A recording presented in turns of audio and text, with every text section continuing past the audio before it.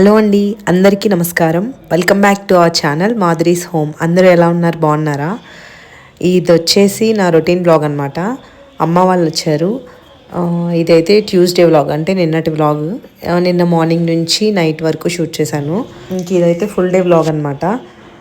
Last వరకు చూడడానికి try చేయండి. ఇంకా ఈరోజు నేను బిర్యానీ కూడా చేశాను.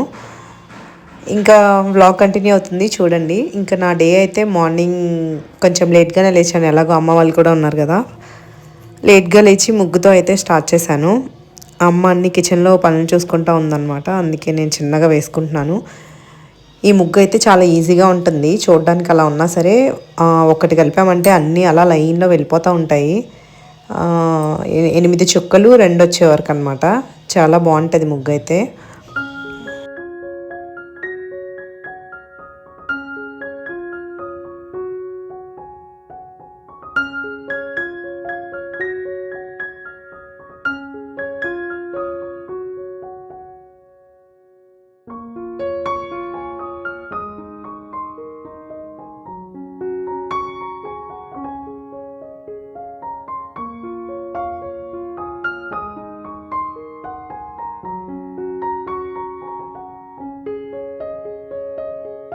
ముగ్గు ఎలా ఉందో కామెంట్స్లో చెప్పండి.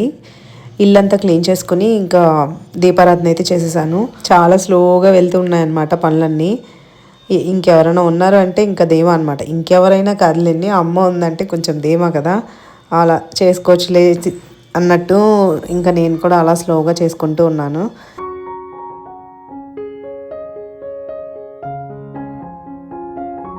నేను ఇడ్లీ పిండి దోశ పిండికి ఎలా వేసుకుంటాను అనేది కొంతమంది అంటే ఒక ఇద్దరు కామెంట్స్లో అడిగారు. సో వాళ్ళ కోసం నేనైతే దీనిలో చూపిస్తాను నేను ఎలా వేసుకుంటాను అనేది మెజర్మెంట్స్తో. ఇదిగో ఇది పావు డబ్బా అనమాట. దానికి ఫుల్గా తీసుకోలేదు, హాఫ్ కంటే కొంచెం ఎక్కువ తీసుకున్నాను. అంటే నాకు ఎంత సరిపోద్దో అంత తీసుకున్నాను. హాఫ్ డబ్బా కంటే కొంచెం ఎక్కువ ఉంది కదా, దానికి ఒక డబ్బన్నరకి కొంచెం తక్కువ అనమాట, అంత తీసుకున్నారు రవ్వ. అది ఇడ్లీ కోసం. ఇప్పుడు దోశ కోసం కూడా అంతే, సేమ్ అదే డబ్బాతో ఇడ్లీకి ఎంత తీసుకున్నానో అంతే తీసుకుని రైస్ కూడా ఆ డబ్బాకి వేసుకున్నాను కరెక్ట్గా. దానిలోనే కొంచెం మెంతులు శనగపప్పు కూడా వేసుకుని నానబెట్టేసుకున్నాను. కరెక్ట్గా చెప్పాలంటే ఒక హాఫ్ డబ్బాకి వేసుకుంటే ఒక ఫుల్ డబ్బా నేను ఇదేంటి రవ్వ అనేది రైస్ అనేది వేసుకుంటాను దోశ ఇడ్లీకి. నానిపోయిన తర్వాత ఇలా మంచిగా కడిగేసుకుని ఆ వాటర్ అయితే నేను ఉంచుతాను, అవన్నీ ప్లాంట్స్కి వేస్తాను. ఆ రోజే నాకైతే చాలా ప్లాంట్స్ ఉన్నాయి కాబట్టి ఆ వాటర్ అసలు సరిపోవు, కానీ ఎక్కువైపోయినా సరే ఉంచి దాచి నెక్స్ట్ డే ఉంచుకుంటాను అనమాట, రైస్ వాటర్ కానీ ఇవి కానీ. ఇంకా ఈ దోశల పిండి ఉంది కదా, అదే పప్పులోనే నేను కొంచెం రైస్ కూడా వేసుకుంటాను అనమాట. ఇప్పుడు చూపిస్తున్నాను కదా, కొంచెం వేసుకుంటే అవి మంచి కలర్ వస్తాయి, రెడ్ కలర్లో. కానీ అనుకుంటారు కొంతమంది అదేదో పాడైపోతుందని, అట్లేమవ్వదు, మంచిగానే ఉంటుంది. నేను ఎప్పుడు అలానే వేస్తాను. ఇంకా ఫస్ట్ అయితే ఇడ్లీకి వేసేసుకున్నాను గ్రైండర్, అది తీసేసి ఇంకా దోశకు కూడా వేసుకున్నాను. ఇక్కడ రవ్వ కూడా పిండేసుకుని వేసుకుంటున్నాను. ఇడ్లీకి కన్సిస్టెన్సీ ఎలా ఉండాలంటే కొంచెం ఇట్లా జారుగా ఉండాలి. అంటే గట్టిగా ఉందంటే ఇడ్లీ కూడా కొంచెం గట్టిగా వచ్చేస్తుంది, కొంచెం పలచగా ఉంటే ఇడ్లీలు కూడా కొంచెం మెత్తగా వస్తాయి అన్నమాట. ఇప్పుడు నేను చూపిస్తున్నాను కదా, ఇడ్లీ కొంచెం అలా ఉండాలి, బాగా గట్టిగా ఉందంటే ఇడ్లీ చాలా గట్టిగా వస్తాయి. నెక్స్ట్ ఇక్కడ దోశ కూడా వేసుకున్నాను కదా, అది కూడా అయిపోయిన తర్వాత అన్నీ తీసేసుకుని సపరేట్గా చేసేసుకున్నాను. ఇడ్లీకి కొంచెం ఫర్మెంటేషన్ అవ్వాలి కదా, దోసకైనా అవ్వాలి. అన్నీ బయట ఉంచుతాను, రేపు ఇడ్లీ వేస్తాను కాబట్టి నేను తీసి కొంచెం పక్కన పెట్టేసుకుని ఉంచుకున్నాను అనమాట. ఇదంతా మొన్నటిది. ఇంకా ఇదైతే దోశలు ఎలా వేస్తాననేది చూడండి. నేనైతే ఫస్ట్ ఆనియన్ అనేది బాగా రుద్దేస్తాను, లేదంటే మనం ఆనియన్ ప్లేస్లో పొటాటో అయినా రుద్దుకోవచ్చు. అట్లా చేసామంటే జస్ట్ చిన్న ఆయిల్ వేసి హైలో పెట్టుకొని కొంచెం ఒక డ్రాప్ ఆయిల్ వేసి మొత్తం రుద్దామంటే దోశ కంప్లీట్గా మంచిగా వచ్చేస్తుంది అనమాట, అంటుకోదు అసలు. బాగా రుద్దాలి ఫస్ట్ టైం. సెకండ్ దోశ నుంచి నార్మల్గా ఊరికి ఎట్లా అనేసినా చాలు, దోశలు అసలు అతుక్కోకుండా మంచిగా వస్తాయి. మీరు కూడా ఒకసారి అలా ట్రై చేయండి. ఇంకా ఈరోజు బ్రేక్ఫాస్ట్ వచ్చేసి మేము ఇడ్లీనా దోశ కూడా వేసుకున్నాం, ప్లెయిన్ దోశ ఇంకా ఎగ్ దోశ కూడా వేసాను. నెక్స్ట్ వచ్చేసి ఇంకా పల్లీ చట్నీ. ఇంకా బ్రేక్ఫాస్ట్ అయితే అది అయిపోయింది, అది కూడా మంచిగా తినేసిన తర్వాత నెక్స్ట్ లంచ్ కోసం ప్రిపేర్ చేసుకుంటున్నాం అనమాట.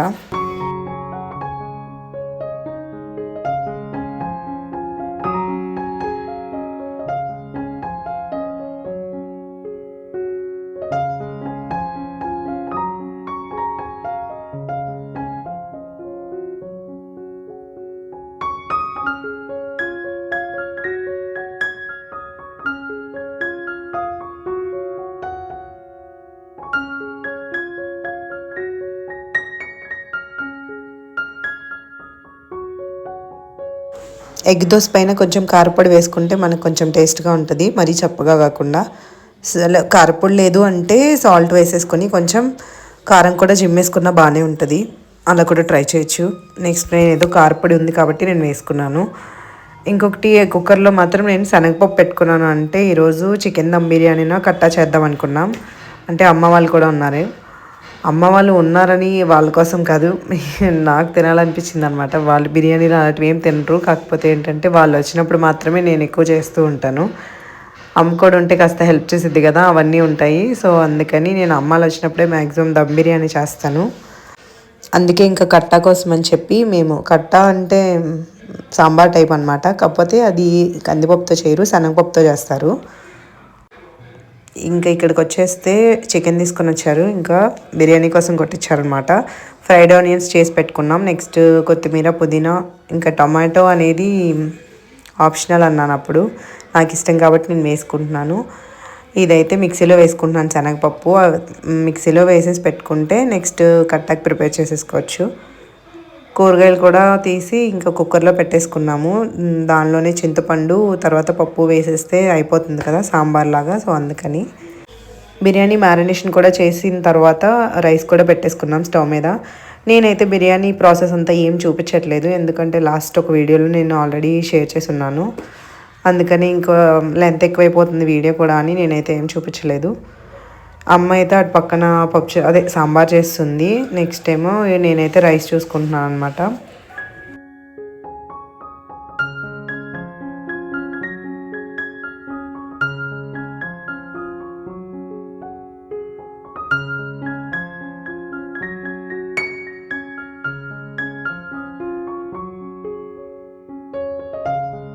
రైస్ కూడా ఒక 60 to 70% ఉడికిపోయిన తర్వాత ఇంకా చికెన్లోకి అయితే షిఫ్ట్ చేసేసుకొని దానిపైన గార్నిష్ చేసుకోవడానికి కొంచెం కొత్తిమీర, పుదీనా, నెక్స్ట్ ఫ్రైడ్ ఆనియన్స్, ఇంకా ఆప్షనల్ కలర్ కూడా వేసుకుంటే వేసుకోవచ్చు, వేసుకుని దమ్ అయితే పెట్టేసుకున్నాను. నేనైతే ఒక 15 minutes హైలో పెడతాను, కింద ప్యాన్ అయితే పెట్టాలి ఖచ్చితంగా, ఈవెన్గా కుక్ అవుతుంది అనమాట. హైలో 15 minutes, ఇంకా 30 minutes వచ్చేసి లోలో పెడతాను, లో ఫ్లేమ్లో. అదంతా ఆఫ్ చేసిన తర్వాత ఒక 30 minutes కానీ 1 hour తర్వాత కానీ ఓపెన్ చేస్తే చికెన్ అనేది చాలా సాఫ్ట్గా ఉంటుంది. ఇంకా చికెన్ పీస్ కూడా కొంచెం ఫ్రై అయినట్టు అనిపిస్తుంది అనమాట, ఇంకా టేస్ట్గా ఉంటుంది. అందుకని చెప్పి నేను 30 minutes సిమ్లో పెట్టుకుంటాను. 30 minutes కూడా అయిపోయిన తర్వాత ఇగో బిర్యానీ అయితే అయిపోయింది. ఇంకా ఎప్పుడెప్పుడు తినేద్దామని వెయిట్ చేస్తున్నాము. బిర్యానీ అంటేనే మంచి ఆకలేసేస్తుంది.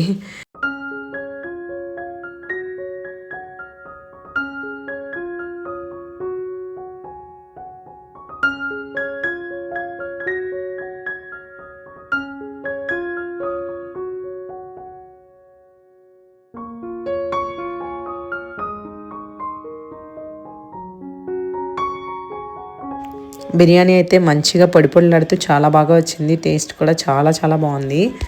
మీకు చూసినా కూడా అర్థమవుతుంది కదా, నాకైతే చాలా బాగా నచ్చింది. అందరూ మంచిగానే తిన్నాం. ఇది వేడివేడిగా తినేదానికంటే ఇంకా నైట్కి తింటే చాలా బాగుంటుంది. నెక్స్ట్ డే అయినా సరే వెయిట్ చేసుకుని నెక్స్ట్ లెవెల్లో ఉంటుంది.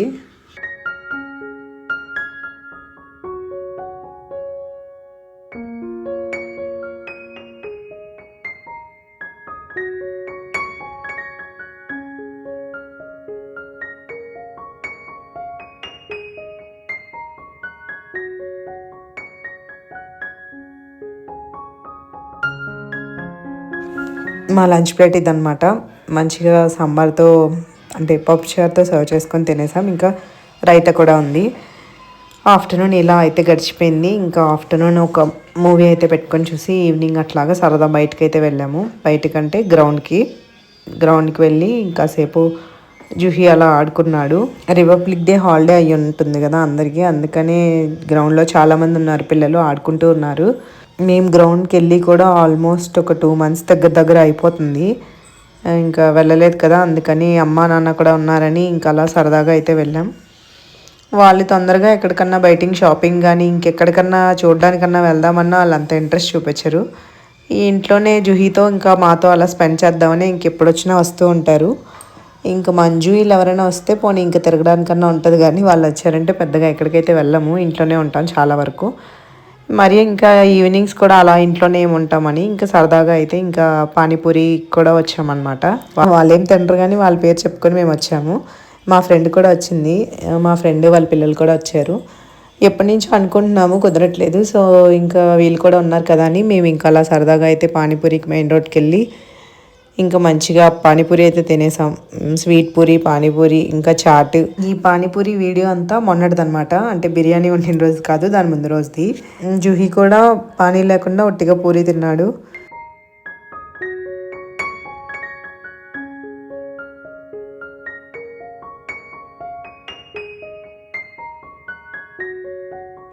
ఇదైతే స్వీట్ పూరి, ఖాళీ లేకపోయినా సరే ఎలాగోలా ఎక్కిచ్చేసాము. నేనైతే చాట్ తినలేదు, ఇంకా నాకు బాగా హెవీ అయిపోయింది. నేనైతే ఇంక ఇంటికి వెళ్ళాక కూడా పెద్దగా ఇంకేం తినలేదు. సో ఇంట్లో వాళ్ళ కోసం కూడా చేయాలి కాబట్టి ఇంకా చపాతీ అయితే చేశాను.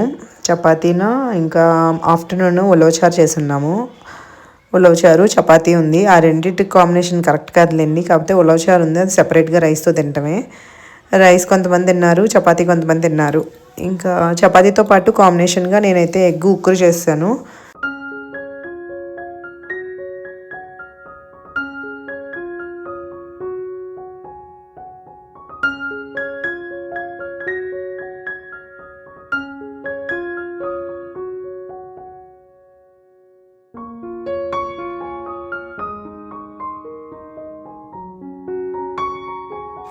నేను రాగానే చపాతీ పిండి తడిపేసేసి ఇంకా చేసేసాను. అప్పటికి 8:30 అట్లా అయిపోయింది. జుహీకి కూడా ఫుడ్ పెట్టాలి కాబట్టి ఒకవైపు అమ్మ రైస్ పెట్టేసింది. ఇంకా దానికోసం ఎగ్ ఉక్కురు కోసం అమ్మ ఆనియన్స్ కూడా కట్ చేసేస్తుంది. ఇద్దరం సగం సగం పని అయితే ఫాస్ట్గా చేసాము. తినేసరికి 9:30 అట్లా అయిపోయిందనమాట. చపాతీ చేస్తున్నంతసేపు జుహీ కూడా వచ్చేసాడు. అక్కడికి వచ్చి నేను కూడా రుద్దుతా అన్నాడు, అంటే చపాతీలు చేస్తా అన్నాడు. అది వద్దు అన్నానని చెప్పి చపాతీ ముద్దుంటుంది కదా, అది తీసుకుని తింటా తింటా అంటున్నాడు. అది తింటే అరగదు కదా. ఉట్టి తర్వాత చపాతీ వేసిస్తే ఇంకా అక్కడి నుంచి వెళ్ళిపోయాడు, లేదంటే ఆ చపాతీలు అసలు వేయనివ్వట్లేదు.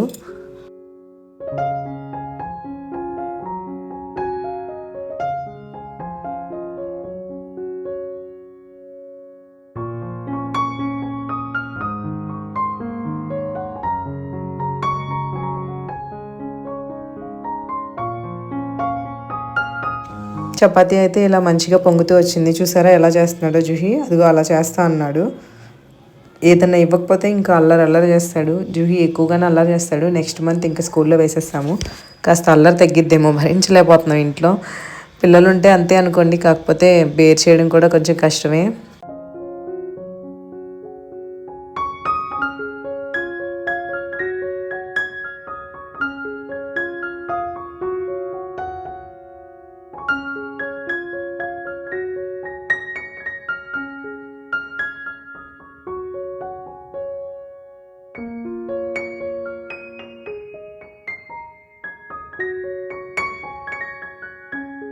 ఇక్కడైతే అమ్మ ఒకరి కోసం ఇంకా తాలింపు అయితే వేసేస్తుంది. ఫైనల్గా డిన్నర్ కూడా అయిపోయింది, రెడీ అయిపోయింది. ఇంకా చపాతీ, ఉలవచారు, ఇంకేముంది ఎగ్ ఉక్కురు, అంతే అనమాట. నేను మండే నాన్ వెజ్ తిన్ను, దట్టు ఏంటంటే పానీపూరి కూడా కొంచెం హెవీగా తినేసాను కాబట్టి నేను ఇంకైతే డిన్నర్ స్కిప్ చేశాను. బటర్ మిల్క్ ఒకటి తాగేసాను అనమాట. అక్కడితో నా డిన్నర్ అయితే కంప్లీట్ అయిపోయింది. ఇంకా వీళ్ళైతే తినాలి. ఇంకొంచెం వైట్ రైస్ కూడా పెట్టాము, లేదు అని చెప్పి జుహీ కూడా కావాలి కదా, ఇంకా వేడివేడిగా అందరూ అయితే తినేశారు. ఉలవచారు అయితే చాలా బాగా వచ్చింది, నేను చేయలేదు, అమ్మ చేసింది. తినేటప్పుడు అసలు తినేడు జుహీ అయితే, చూసారా అవి లాగుతా ఇవి లాగుతా అని అవన్నీ తీసేసుకుంటున్నాడు. ఆ కర్డ్ తీసుకున్నాడు, ఆ కర్డ్ అంతా పిచ్చి పిచ్చిగా చేసాడు. ఇంకా అంతా అయిపోయిన తర్వాత వెజల్స్ కూడా క్లీన్ చేసేసాం.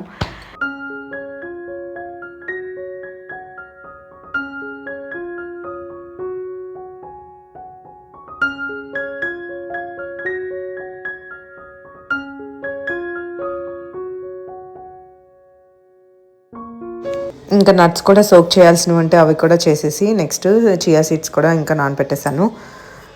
జూహీకి ఫ్లాస్క్లో హాట్ వాటర్ అయితే పెడుతున్నాను. ఇంకా తనకు బాగాలేదు కాబట్టి ఎప్పుడు ఇంకా హాట్ వాటర్ తాగుతున్నాడు. ఇంతేనండి ఈరోజు వీడియో. ఈ వీడియో నచ్చితే తప్పకుండా లైక్ చేయండి, షేర్ చేయండి, కామెంట్ చేయండి. అలాగే కొత్తగా ఎవరైనా ఛానల్ చూస్తున్నట్టయితే చిన్న లైక్ ఇచ్చి సబ్స్క్రైబ్ కూడా చేసుకోండి.